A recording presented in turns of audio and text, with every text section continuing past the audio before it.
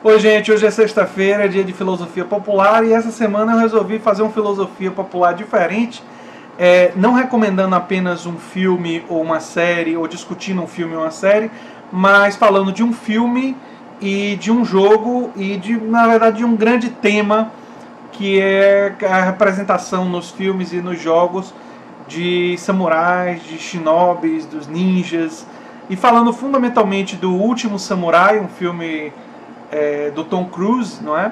E do jogo Sekiro Shadows Die Twice, que eu ainda não terminei, mas estou jogando.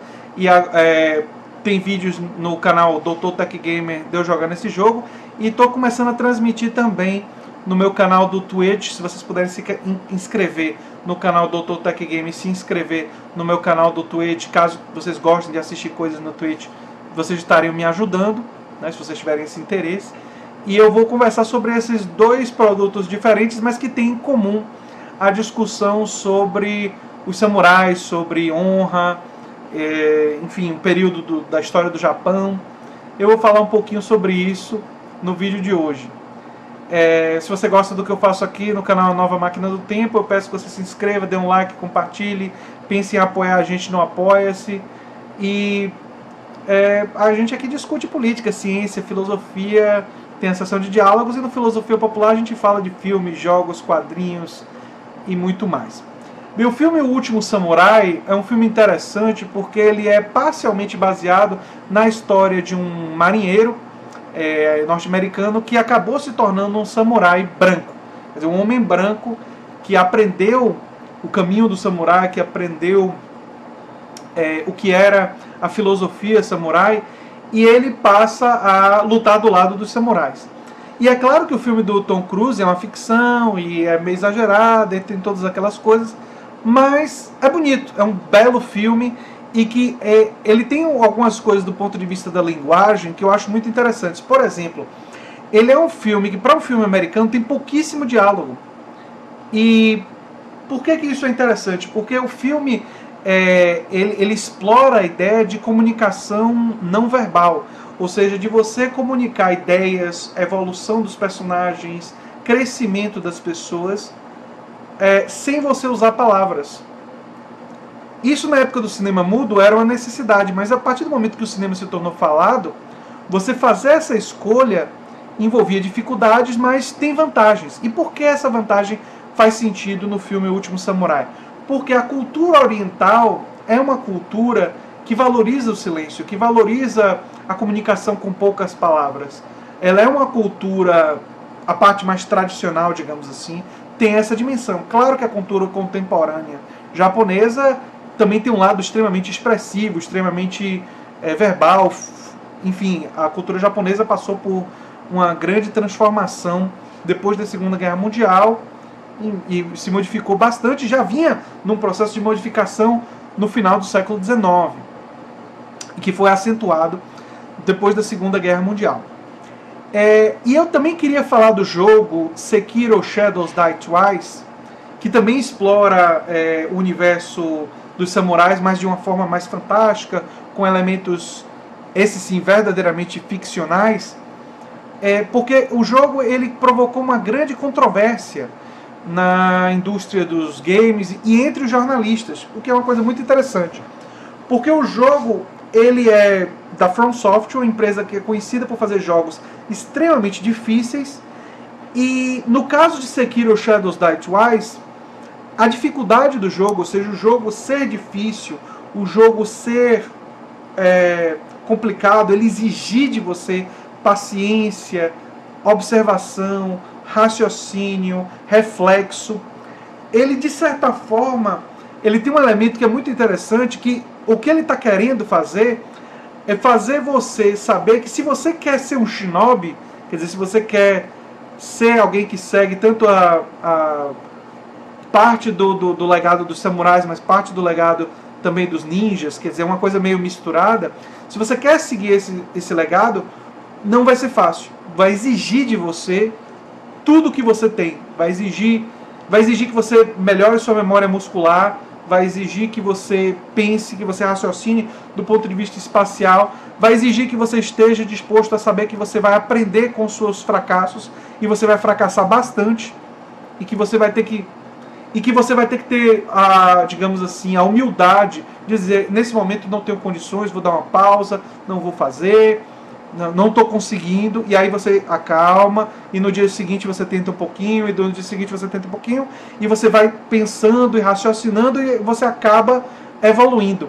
E esse processo de acabar evoluindo, que aparece também no filme O Último Samurai, porque quando ele começa a aprender a usar a espada e a lutar, no início ele apanha, ele cai no chão, ele se suja, ele é doloroso. E muitas pessoas poderiam desistir.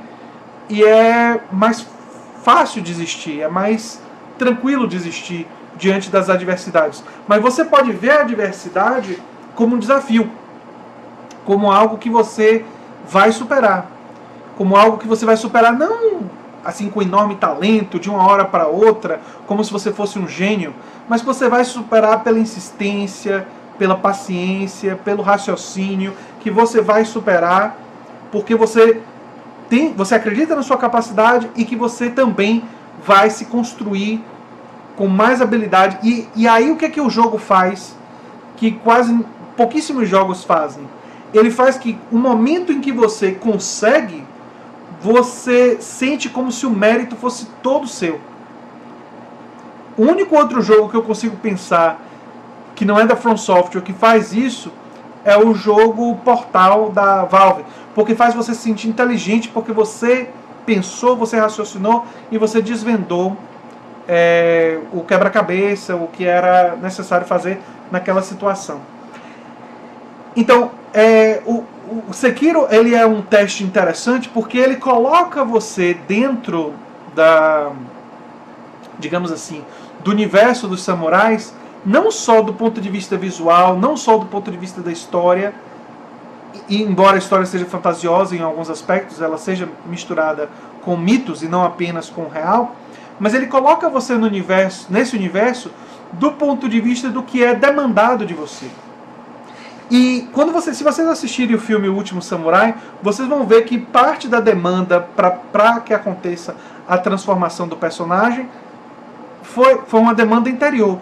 Mas isso acaba levando a uma transformação, no caso do personagem do Tom Cruise, a uma mudança na forma de ver a vida. E aí quando você faz a comparação de como ele era no início, um beberrão, e como ele encarava viver, você vê a transformação no final do filme. E eu fiquei pensando em momentos da minha vida. O que é que eu quero dizer com isso? Tiveram momentos da minha vida que vocês sabem, eu fiz mestrado e doutorado, mas quando eu apresentei o meu projeto de mestrado para o meu orientador, quando eu já estava como aluno especial, ele foi bem honesto comigo e me disse: olha, André, com esse projeto vai ser muito difícil você passar. Você vai ter que tentar mais uma vez. E foi muito doloroso para mim ouvir isso, porque o prazo estava muito pequeno e tal. E eu poderia ter desistido de fazer o mestrado, eu tinha feito a graduação e podia ter ido por outro caminho. Mas eu disse para mim mesmo, disse para ele: eu vou tentar de novo o ano que vem. E passei o ano melhorando o projeto, mostrei para ele várias vezes, e cheguei lá na seleção no final do ano e fui selecionado. E fiz o meu mestrado dentro do prazo e já tive trabalhos publicados daquele mestrado. Quando eu levei o meu projeto de doutorado para o Instituto de Saúde Coletiva, o lugar onde eu fiz meu doutorado, o professor Jailson Paim, que leu o projeto inicialmente, ele, antes dele ler o projeto, na verdade, quando ele soube do meu interesse, ele foi meio reticente, porque ele disse que eu era uma pessoa da área de história, que seria meio difícil eu fazer a transição para a área de saúde pública, pesquisando política. Foi meio que reticente em relação à minha entrada no Instituto de Saúde Coletiva. Algumas pessoas com essa porta quase fechada, talvez dissessem: olha, vai ser muito difícil e é melhor eu ir buscar fazer o doutorado em outro lugar. Mas eu disse para mim mesmo: ele não viu ainda meu projeto. Eu vou melhorar, eu vou pegar meu projeto, vou melhorar o meu projeto, vou adaptar o projeto e vou levar para ele. E vou levar para a professora Lígia Vieira e vou tentar convencer ele. Se não conseguir, tudo bem, mas eu vou tentar convencer. E eu fiz isso, levei o projeto para eles, e na primeira vez que eu tive a conversa com o Jair Nilson foi uma conversa de uns 15 minutos, 20 minutos, foi uma conversa super rápida. Da segunda vez que eu levei o projeto, ele leu o projeto, a gente marcou o dia para conversar, foi uma conversa de quase 2 horas e meia, foi uma conversa super longa, e ele achou um monte de problemas no projeto. E aí eu disse assim, no final perguntei, mas professor, você gostou do projeto? Aí ele disse, não, o projeto tá bom, mas pode ficar excelente. E aí eu percebi que eu tinha, com o projeto, conquistado a professora Lígia Vieira, né, no sentido de que eles passaram a acreditar no projeto, e eu aprimorei o projeto e acabei sendo selecionado no doutorado. Acabei tendo bolsa, porque eu passei entre os primeiros colocados. Então eu tive bolsa durante quase 4 anos, 3 anos e meio de bolsa no doutorado, que foi muito importante para mim, do ponto de vista financeiro naquela época, me ajudou. Consegui fazer meu doutorado e agora estou no pós-doutorado e tudo mais. Então, de certa forma, eu vejo uma certa lição aí para a vida. Eu sou muito reticente com o discurso do self-made man e com aquela ideia de que você, com esse discurso meio que de autoajuda, não, o problema está no indivíduo, cada um que se vire, não vamos... eu acho isso uma coisa monstruosa, porque desconsidera pontos de partida diferentes, desconsidera que as pessoas têm dificuldades, às vezes, institucionais. Às vezes a família é uma família muito pobre, não apresentou a livros, estudou em colégios ruins. Então tudo isso a gente tem que levar em conta, e a gente tem que tentar produzir uma sociedade mais igualitária para que exista uma maior igualdade de oportunidades ao máximo, e que o mínimo de vida digna seja garantido a todos, com certeza. Mas mesmo na minha sociedade ideal, que a minha grande referência é Star Trek, em termos da ficção científica, você só vira capitão de uma nave se você estudar muito, se você se dedicar, se você estiver disposto a enfrentar as dificuldades envolvidas em conseguir isso. Então, você, mesmo em uma sociedade que tem profunda igualdade de oportunidades, para você construir algo que vale a pena, isso vai ser difícil. E é fundamental incentivar e ajudar as pessoas a construírem uma ideia de que elas não devem deixar as dificuldades impedirem elas de tentar realizar as conquistas, e de continuar tentando, e de não desistir pelos fracassos, e não desistir por causa dos erros. Porque os erros e os fracassos fazem parte do processo de aprendizado. Você vai crescendo, você vai se fortalecendo, e mais lá na frente você vence. Então, era essa reflexão que eu queria trazer, que a gente tem que defender uma combinação entre a ideia de igualdade de oportunidades, defender a ideia de que todos devem ter uma vida digna, de todos devem ter oportunidades, mas estimular nas pessoas o desejo, a ambição de ser mais do que já são, de ser melhores do que já são, de se tornarem mais do que já são, de terem paciência, força e energia e insistência de se autoaprimorar, porque isso faz bem a todos nós. Quando um indivíduo cresce e ele ultrapassa aquilo que ele achava que era seu próprio limite, ele se torna melhor, não só para ele, mas para todos os outros com quem ele vive. Enfim, me emocionei um pouquinho, mas vocês sabem que eu sou uma alma lírica, né? Tenho esse lado bem emotivo, e queria passar essa mensagem para vocês hoje no Filosofia Popular.